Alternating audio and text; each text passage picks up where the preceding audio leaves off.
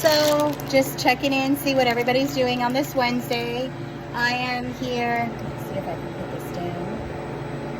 My kids stole my tripod.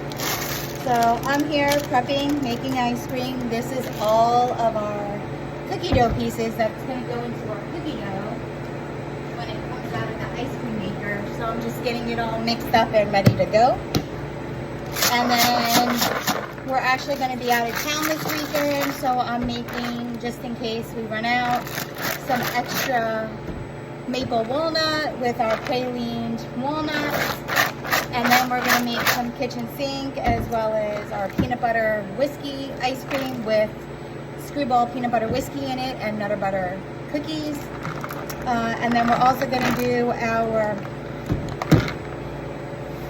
cinnamon bun, cinnamon toast, which is made with Fireball whiskey, and that's all that's in there is Fireball whiskey, some cinnamon, and our ice cream base. So that one is a really potent one.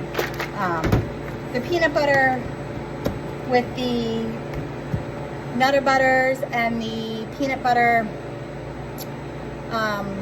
whiskey is a good one. It's just a little harder to make because peanut butter, once it gets into your machine, everything has to be re-sanitized, re-cleaned because of the people who may have nut allergies. And so we let them know that we have nuts. We let them know our ice cream maker, which I also make our vegan ice cream in, does have nuts in it when I make it, but it gets sanitized right after I put the nuts in it. So peanut butter always goes last when I'm making ice cream.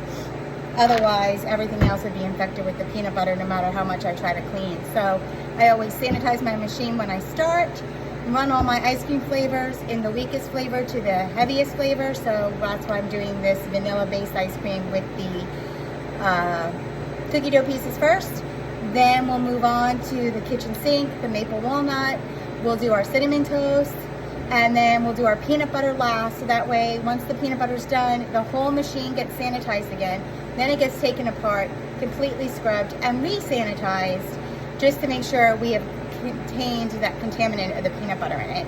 So you always want to run your most contaminated one last, which is peanut butter.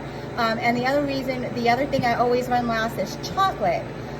So if I'm making vanilla first, I can't put chocolate in the middle and go back to a vanilla, since the chocolate will be all up in my machine and I'll have to scrub it out again and re-sanitize it before I go back to another vanilla.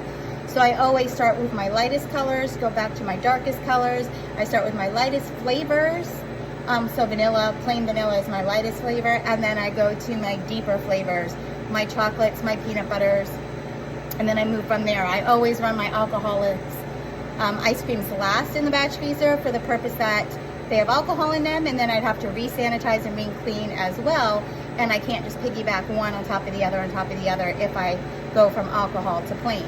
So just some little thoughts when you're making ice cream of what you need to do when and what flavor should go before other flavors. It makes the day go a little faster when you have a lot of ice cream to make.